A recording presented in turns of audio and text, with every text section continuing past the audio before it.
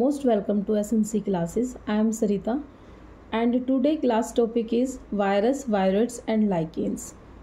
ये biological classification के topics हैं और जैसे कि हम जानते हैं कि जो कुछ एसेलुलर ऑर्गेनिज्म को विटेकर के क्लासिफिकेशन में स्पेस नहीं दिया गया और यहाँ पर वही कुछ ऑर्गेनिज्म हैं जिनको एक्सप्लेन किया गया है. Let's we start from virus.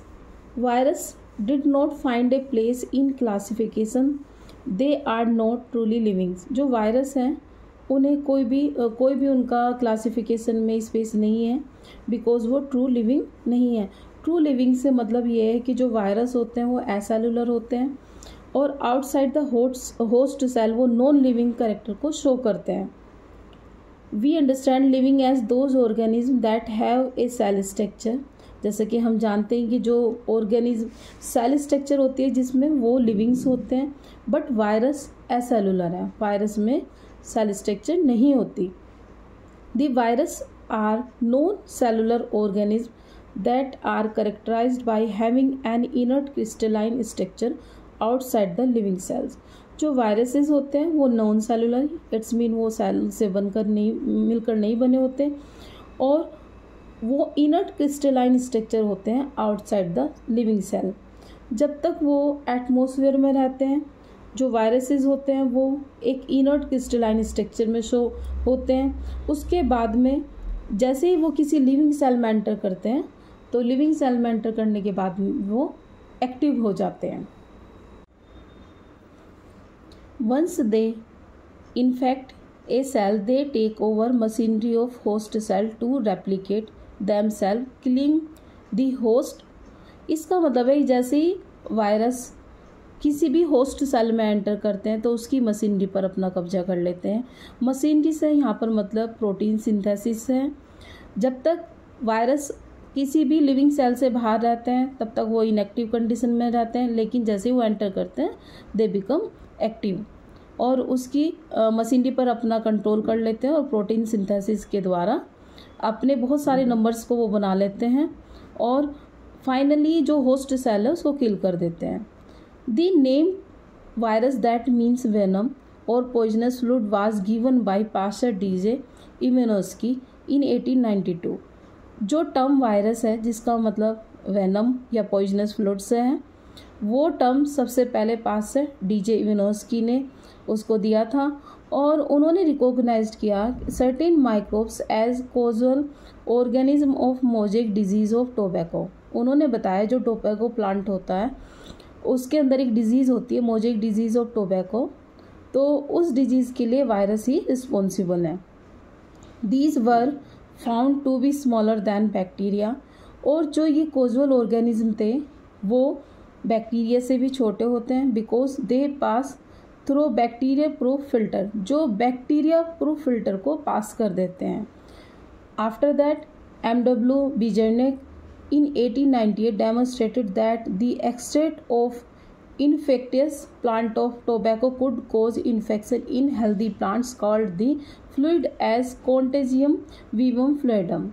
उसके बाद में M.W. Bijernik आए. उन्होंने बताया कि जो किसी भी इन्फेक्टेड यानी कि टोबैको का जो इन्फेक्टेड प्लांट है अगर उसका एक्सट्रैक्ट यानी कि उसका जूस किसी हेल्दी प्लांट के ऊपर मतलब कि स्प्रे कर दिया जाए तो हेल्दी प्लांट भी इन्फेक्टेड हो जाएगा और इस फ्लूइड को उन्होंने कॉन्टेजियम वीवम फ्लूइडम टर्म दी जिसका मतलब इन्फेक्टियस लिविंग फ्लूइड. उसके बाद में W.M. Stanley in 1935 show that virus could be crystallized and crystal consist largely of proteins. They are inert outside their host cell. Virus are obligate parasite.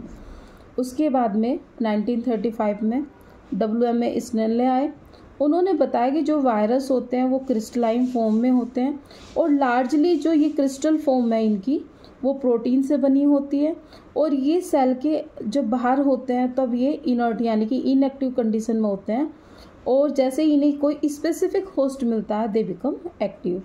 जो virus होते हैं वो obligate parasite. Obligate parasite means पूर्ण रूप से वो किसी दूसरे लिविंग के ऊपर डिपेंड करते हैं. हम इसको ऐसे समझ सकते हैं जो वायरस हैं virus mean venom poisonous fluid. First time discovered by pastor DJ Ivanovsky, उसको डीजे इवानोस्की ने डिस्कवर किया था। उन्होंने बताया कि जो टोबैको का प्लांट होता है उसके अंदर जो मोज़ेइक डिजीज़ है उसको कोज करने वाले जो कोजुअल ऑर्गेनिज्म है वो बैक्टीरिया से भी छोटे होते हैं, बिकॉज वो बैक्टीरिया प्रूफ फिल्टर को पार कर जाते हैं। उसके बाद में MW बीजर्निक ने बताया कि जो इन्फेक्टेड टोबैको प्लांट है अगर उसका एक्सट्रैक्ट किसी हेल्दी प्लांट पर स्प्रे कर दिया जाए तो हेल्दी प्लांट भी इन्फेक्टेड हो जाएगा। तो इस फ्लूइड को उन्होंने कॉन्टेजियम व्यूम फ्लूइडम कहा। इसका मतलब था इन्फेक्टियस लिविंग फ्लूइड, और इससे ये जो हेल्दी प्लांट था वो भी इन्फेक्शन में उसमें भी इन्फेक्शन हो रहा था। उसके बाद में WM स्टैनले आए। उन्होंने बताया कि जो वायरस होता है आउटसाइड द लिविंग सेल वो क्रिस्टलाइज यानी कि क्रिस्टल फॉर्म में होता है, और जो ये क्रिस्टल होता है मोस्टली वो प्रोटीन का बना होता है।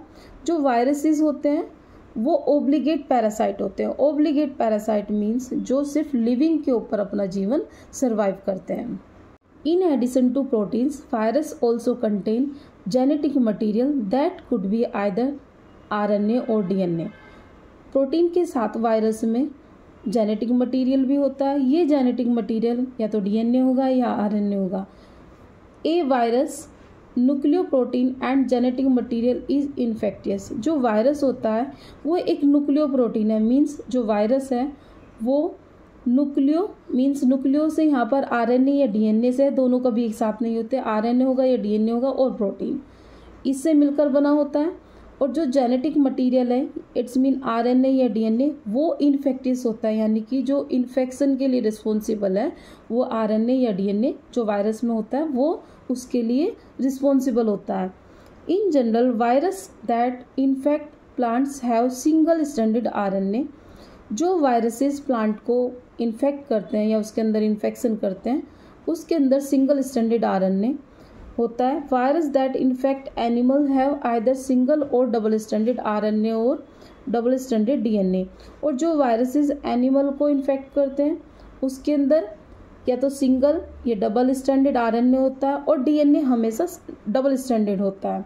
बैक्टीरियल वायरस और bacteriophage virus that infect the bacteria are usually double stranded DNA virus.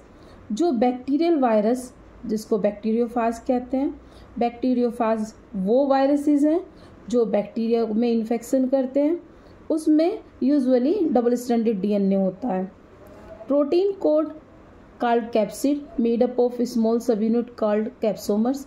जो प्रोटीन कोड होता है वायरस का वो कैप्सिड का बना होता है, और ये कैप्सिड स्मॉल सब यूनिट्स यानी कि कैप्सोमर्स की बनी होती हैं।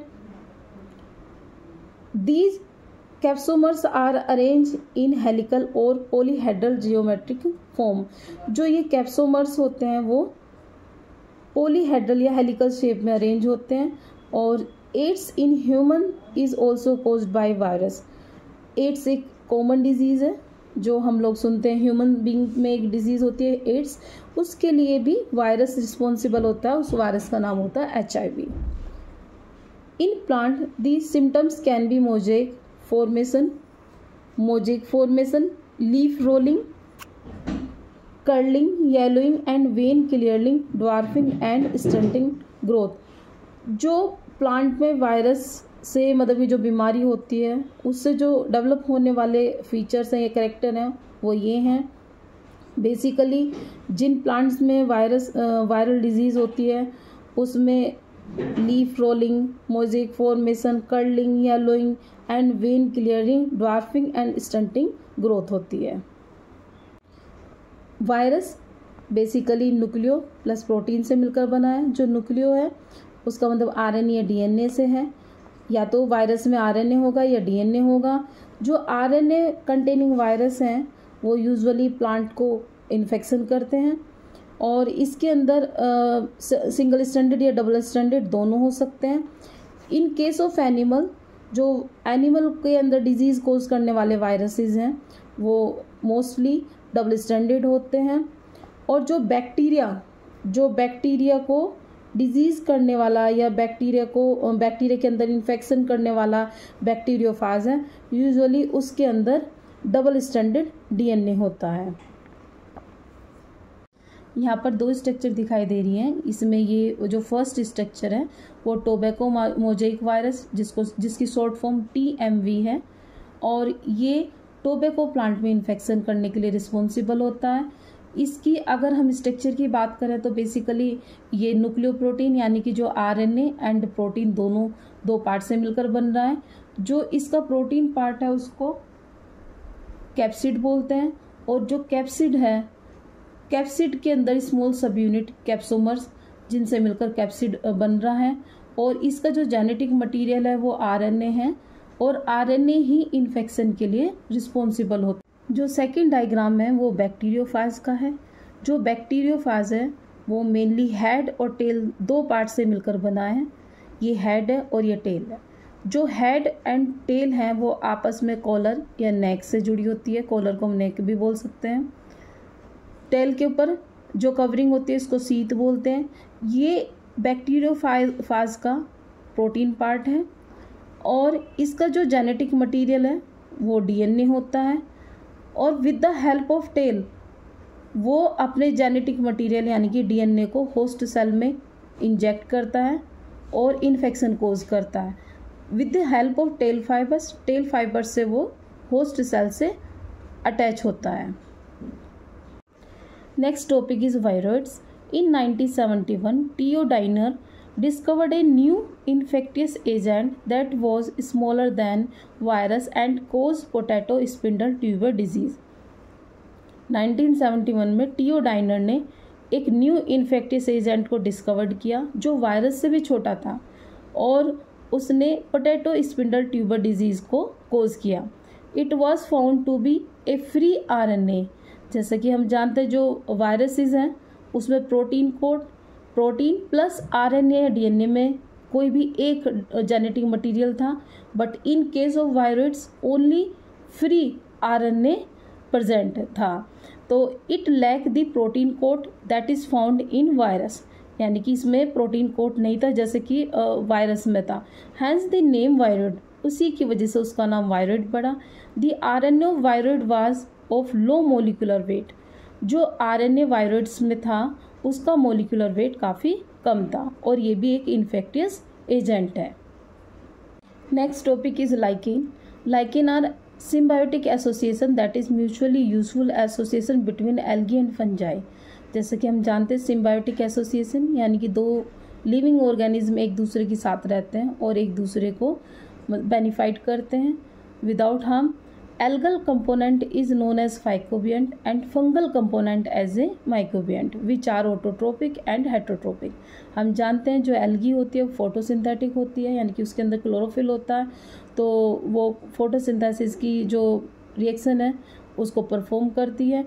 और जो फंगल कंपोनेंट होता है वो हेटेरोट्रोप्स होते हैं, वो अपना खाना क्लोरोफिलस होने की वजह से नहीं बना पाते। सो एल्गी इनको बाय फोटोसिंथेसिस जो खाना बनाती है वो इनको देती है, एंड इन टर्न माइकोबियंट यानी कि फंगल पार्टनर उसको वाटर एंड मिनरल्स को सोइल से एब्जॉर्ब करके प्रोवाइड कराता है और शेल्टर प्रोवाइड करता है।